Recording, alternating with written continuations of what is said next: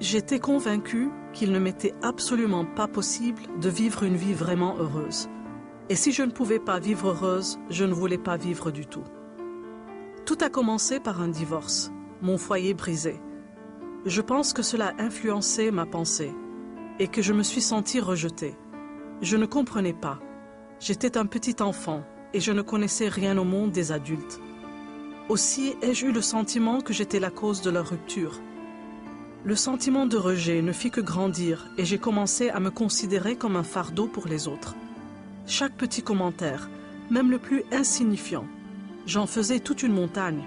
C'était comme des semences auxquelles je pensais et repensais sans cesse. Et je me suis sentie toujours plus rejetée, au fur et à mesure que je grandissais. Je me demandais, mais qu'est-ce qui ne va pas chez moi? Je me suis dit que la seule solution, c'était d'en finir avec la vie. Je suis allée dans la chambre de ma mère afin que personne ne me voie. J'étais déterminée à en finir, à ne plus ressentir ce vide, à mettre un terme à ma souffrance et à ma solitude. Rien n'allait pouvoir m'arrêter. Je me suis mise à pleurer et à crier à Dieu. « Seigneur, pardonne-moi » et le coup est parti. Mes poumons ont commencé à se remplir de sang. Mes oreilles, je suis devenue sourde. Tout doucement, je n'entendais plus. Mes yeux sont devenus aveugles. J'avais les yeux ouverts, mais je ne voyais plus. Et je savais que la mort saisissait mon âme. Puis tout à coup, je me suis sentie partir. Mon âme quittait mon corps et tombait toujours plus. Et j'ai compris que je ne contrôlais plus ma destinée. J'ai atterri dans un lieu de tourment complet. Et mon corps était brûlant. Je n'étais plus solitaire. Je n'étais plus déprimée. Je suis devenue la dépression. Je suis devenue la solitude. Je suis devenue un être tourmenté et empli de peur. Alors que je regardais autour de moi, j'ai vu d'autres personnes qui toutes hurlaient de douleur. Le point commun à tous, c'était que chacun d'entre nous désirait crier à ceux restés sur terre de ne pas venir dans cet endroit. Reconnaissez que Jésus-Christ est la vie. L'éternité est réelle. L'enfer existe et le ciel aussi. Votre vie sur terre détermine l'endroit où vous irez.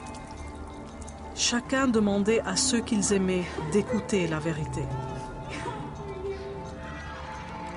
Puis, j'ai vu la main de Dieu descendre et j'ai su que c'était pour moi. Sa main m'a prise et en un instant, je n'étais plus un être tourmenté de péché. J'étais devenu un être purifié et Dieu m'emmenait au ciel. C'était une paix incomparable, d'une beauté et magnificence au-delà de toute mesure. Je n'ai pas pu y rester et il ne m'a pas été permis de voir quoi que ce soit de spécifique. Cependant, je sentais la présence de Dieu dans sa plénitude. J'ai pu ressentir une sérénité parfaite. Et pour la première fois de ma vie, de la joie, une joie complète, une joie entière. Puis, cette main a commencé à me ramener dans l'univers. Et je me suis vue retourner chez moi, traverser le plafond et être déposée avec douceur dans mon corps physique. J'ai ouvert les yeux et je l'ai vu repartir. À ce moment, j'ai compris que Dieu m'aime. J'ai invoqué son nom, lui demandant de me pardonner, et il l'a fait. À cet instant, j'ai reçu une force spirituelle que je n'avais jamais eue avant. J'ai reçu une joie que je n'avais jamais connue et une paix qui allait pouvoir me faire traverser ce qui m'attendait. La balle était passée à moins d'1 demi-centimètre de mon cœur, juste à quelques millimètres. Les médecins m'ont expliqué que la pression d'un calibre 38 aurait dû faire exploser mon cœur. Ils ne comprenaient pas pourquoi je n'avais rien. J'avais juste quelques côtes cassées, rien d'autre.